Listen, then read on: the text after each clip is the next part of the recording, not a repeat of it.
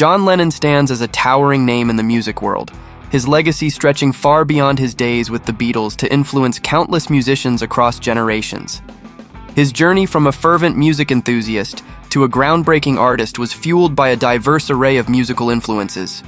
Here are his favorite 8. Eric Clapton held a special place, not just for his guitar prowess, firstly recognized by fellow Beatle George Harrison, but also for the kindred spirit Lennon saw in him.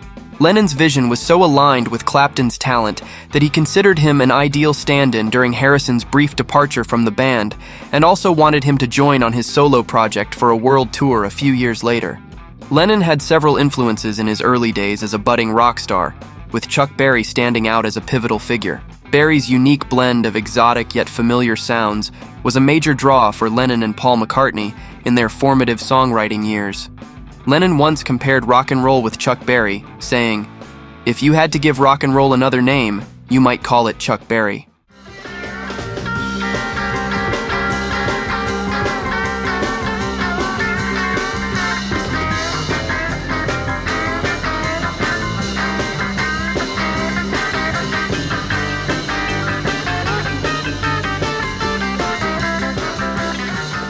Bob Dylan's introspective and reflective songwriting deeply resonated with Lennon, influencing the Beatles' lyrical depth. Lennon said to David Sheff in 1980, "The song I'm a Loser came from me in my Dylan period." He added, "Part of me suspects I'm a loser and part of me thinks I'm God Almighty." Elton John's unexpected visit one evening led to a spontaneous collaboration on Whatever Gets You Through the Night, Lennon later recalled. Elton said, "Say, can I put a bit of piano on that?" I said, "Sure, love it." He zapped in. I was amazed at his ability. I knew him, but I'd never seen him play before. Yeah, Mr. John Lennon.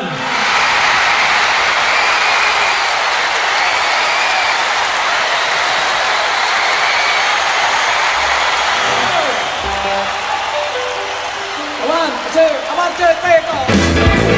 It's alright. Do it wrong, now do it right. It's alright. Trust me, darling. Come on, listen to me. Come on, listen to me. Come on, listen, listen.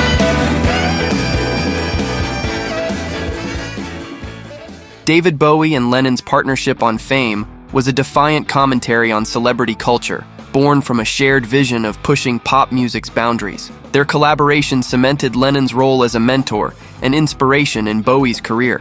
In 1999, Bowie was speaking to Berklee College when he said, "It's impossible for me to talk about popular music without mentioning probably my greatest mentor, John Lennon." It's impossible for me to talk about popular music without mentioning of probably my greatest mentor, John Lennon.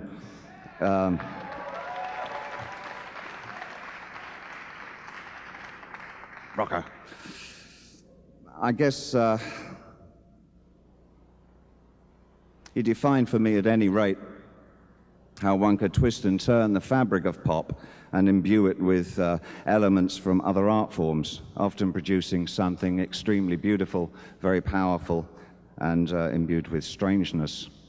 Also, uninvited, John would wax endlessly about any topic under the sun and was over-endowed with opinions. I immediately felt empathy with that. Whenever the two of us got together, it started to resemble Beavis and Butthead on Crossfire. But the most seductive thing about John was his sense of humor. Surrealistically enough, we were first introduced in about 1974 by Elizabeth Taylor. Miss Taylor had been trying to get me to make a movie with her. It involved going to Russia and wearing something red, gold, and diaphanous.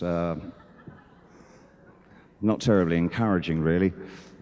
I can't remember what it was called. It wasn't on the waterfront anyway, I know that. We were in LA, and one night she had a party to which both John and I had been invited.